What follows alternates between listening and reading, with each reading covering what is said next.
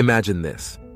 Everything around you, your body, your phone, water in a glass, the air you breathe, mountains, oceans, and even stars is made of incredibly tiny building blocks you can't see with your eyes or even with a normal microscope. Here's the hook. If an atom were the size of a football stadium, its nucleus would be about the size of a small candy in the very center, and almost everything else would be empty space. So what is an atom? An atom is the basic building block of matter. It is the smallest part of a chemical element that still keeps all of that element's properties. One atom of hydrogen is still hydrogen. One atom of oxygen is still oxygen, even if you split it into billions of pieces. Inside the atom there is structure, not chaos. At the center we find the nucleus.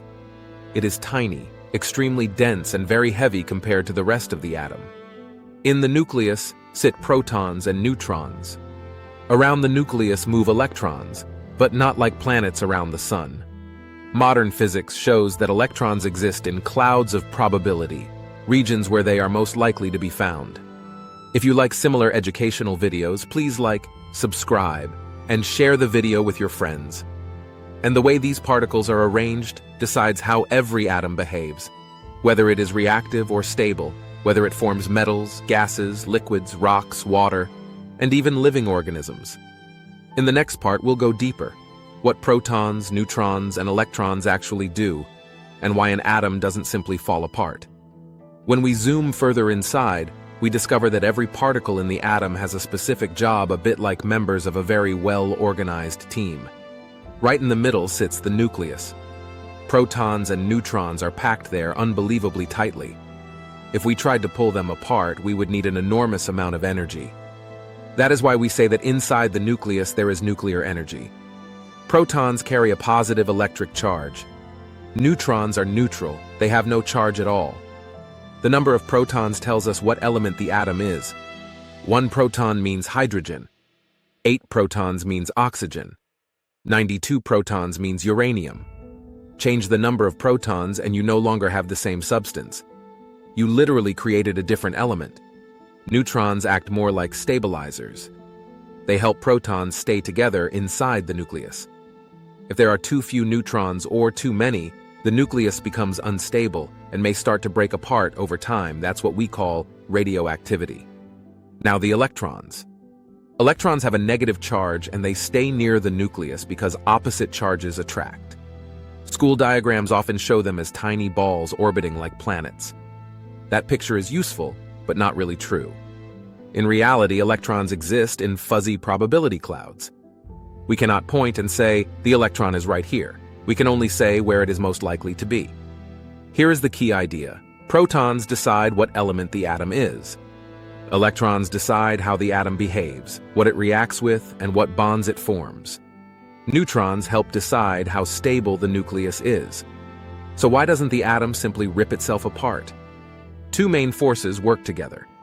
The electric attraction between positive protons and negative electrons pulls the electrons toward the nucleus. And inside the nucleus itself, there is an even stronger force, the strong nuclear force, that holds the protons and neutrons together, despite the fact that protons naturally repel each other. It is a delicate balance, precise almost beyond imagination, and yet it works perfectly. In the next part, we'll see why atoms like to join together, how molecules form, and why chemistry and life are only possible because of this behavior. Now that we understand what's inside an atom, we can finally answer something even bigger. Why atoms combine instead of staying alone. Everything comes down to electrons.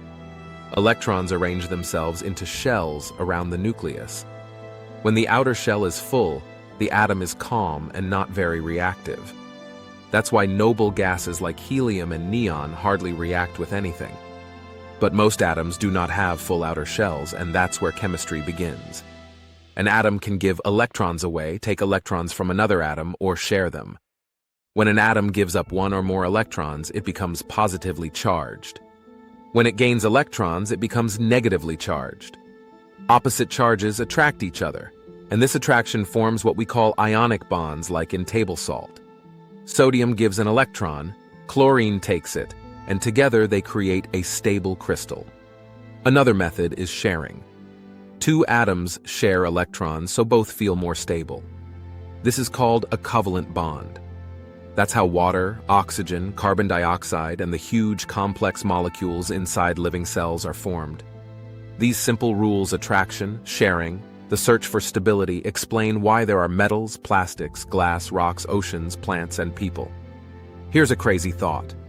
A single drop of water contains more molecules than there are stars in the observable universe, and every one of them follows the same laws. In the next part, we'll look at what happens when atoms gain energy, why light is produced, what isotopes are, and why some atoms are radioactive explained simply, without heavy math. The deeper we go, the clearer it becomes that an atom isn't just a tiny dot. It's a system full of energy, and that energy explains many things we see every day. Let's start with the electrons. Electrons cannot be anywhere they want. They are only allowed to exist at specific energy levels like floors in a building. When an electron absorbs energy from heat, electricity, or light, it can jump to a higher floor, but it doesn't stay there long. It quickly falls back down and releases the extra energy as a small flash of light. That's why flames glow, neon signs shine, and stars sparkle. Light is basically atoms sending messages about what is happening inside them. Now the nucleus. Inside the nucleus, we have protons and neutrons, but not every combination is stable. Some atoms exist in different versions, with the same number of protons but different numbers of neutrons. These versions are called isotopes. Some isotopes are perfectly stable. Others are unstable. Their nuclei contain too much energy and are trying to find a more balanced state.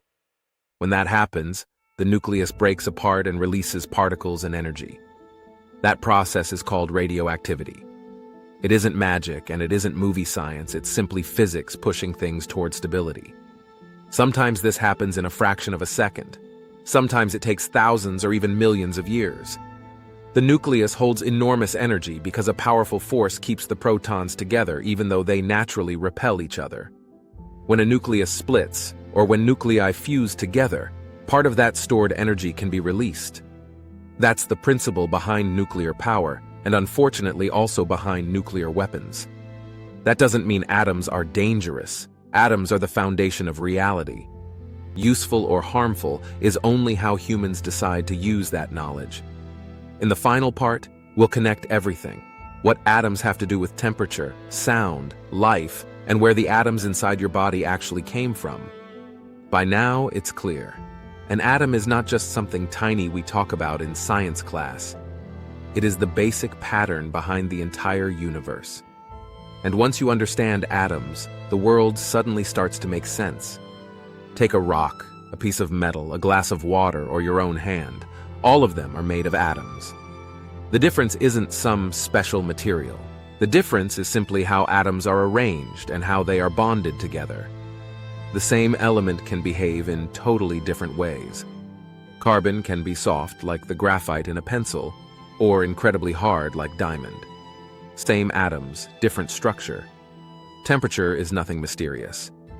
It simply tells us how fast atoms and molecules are moving and vibrating.